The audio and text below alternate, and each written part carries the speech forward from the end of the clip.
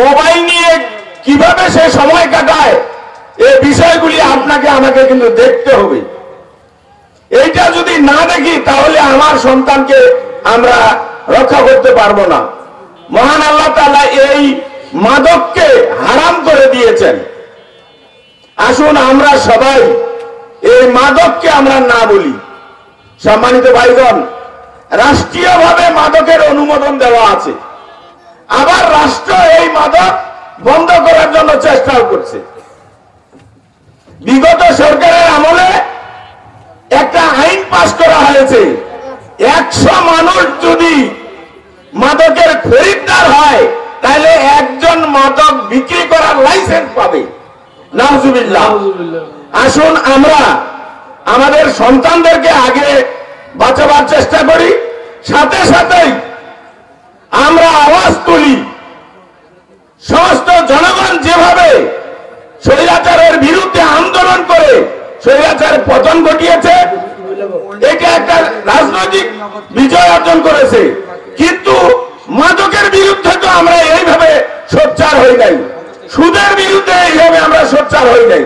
আসুন, যেই মাদক আমাদের সন্তানদেরকে শেষ করে দিচ্ছে, সন্তানের জীবন নষ্ট করতেছে, আপনার টাকা পয়সা নষ্ট করতেছে, আপনার টাকাও চুরি হচ্ছে, আপনার সন্তানও ধ্বংস হচ্ছে, আখিরাতে বরবাদ হচ্ছে।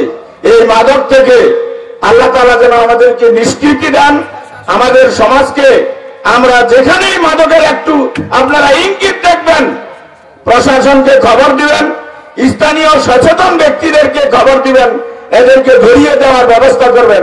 কারণ এরা আমাদের চরম শত্রু। শয়তান এদেরকে উৎসাহিত করে এই মাদকের ব্যবসায় এদেরকে ঢুকিয়ে দিয়েছে। আল্লাহ তাআলা আমাদেরকে এই মাদকের ভয়াবহতা থেকে আল্লাহ তাআলা আমাদেরকে রক্ষা করুন। আমি আবারও সকলকে, বিশেষ করে আজকের আলোচক বৃন্দ থেকে শুরু করে সকলেই আমাদের মাহফিলকে সহযোগিতা করেছেন। পবিত্র কোরআন ও হাদিস থেকে আলোচনা হয়েছে।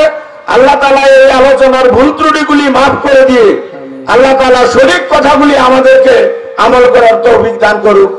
বিশেষ করে প্রধান আলোচককে সুদূর নারায়ণগঞ্জ থেকে তিনি এখানে এসেছেন, আল্লাহ তাআলা যেন তার এই কথার মধ্যে বরকত দান করেন, আল্লাহ তাআলা যেন হায়াতে তাইয়্যিবা দান করেন, আল্লাহ তাআলা যেন তার কথাগুলিকে মানুষের হেদায়েতের ওসিলা করে দেন।